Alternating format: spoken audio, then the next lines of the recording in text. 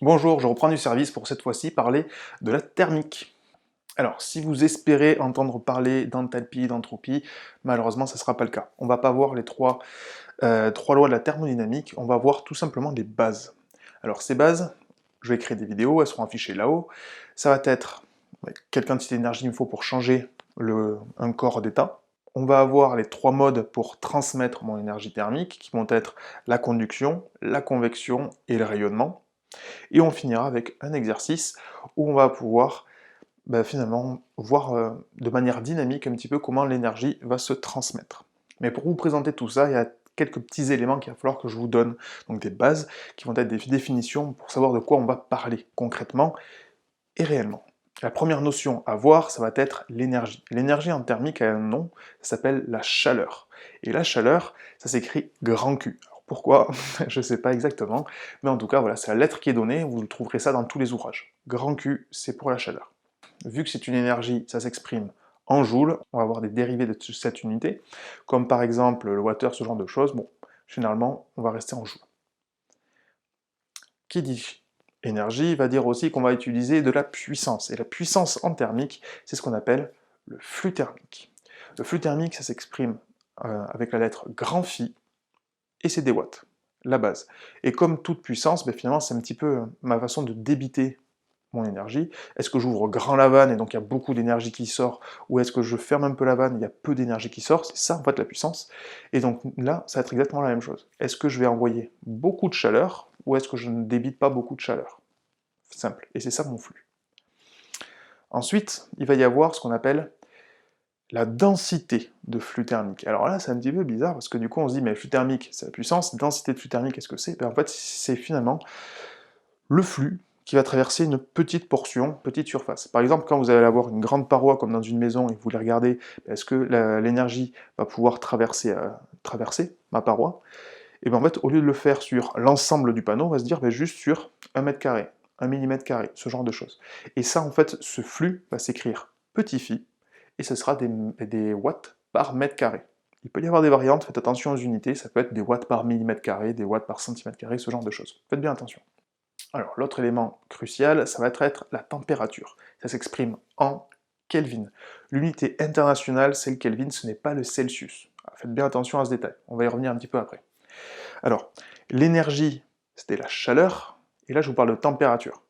La chaleur et la température, ce n'est pas du tout la même chose. La chaleur, c'est une énergie, la température, c'est une température. C'est juste une caractéristique de ça. C'est un petit peu que lorsqu'on était en mécanique, quand on parle d'énergie en mécanique, on se dit que l'énergie c'est le travail, et pour pouvoir le calculer, il faut connaître la force. Mais la force ne fait pas mon énergie, c'est juste une petite partie, c'est une caractéristique. Et bien là c'est pareil, la température c'est une partie de la chaleur, et ça ne fait pas la chaleur. Ok? Donc c'est deux choses séparées. Pour ce qui est des Kelvin, là, si vous faites une différence de température, première température moins deuxième température, que ce soit en Celsius ou en degrés, vous allez trouver la même chose. Donc là, il n'y a pas de difficulté.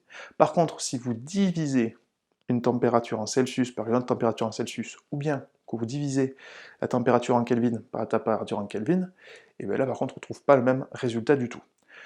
Alors, pour réussir à trouver votre température en degrés Celsius, ça va être très simple, c'est que vous allez avoir votre température en Kelvin et vous allez enlever 273,15 degrés.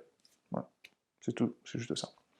Et donc du coup, vous vous rendez compte que si j'ai 40 degrés, que je viens de diviser par 20 degrés, ça me fait 2. Par contre, si je le fais en Kelvin, du coup, les 40 degrés, c'est égal à 40 plus 273,5, donc du coup, ça vous donne ce résultat.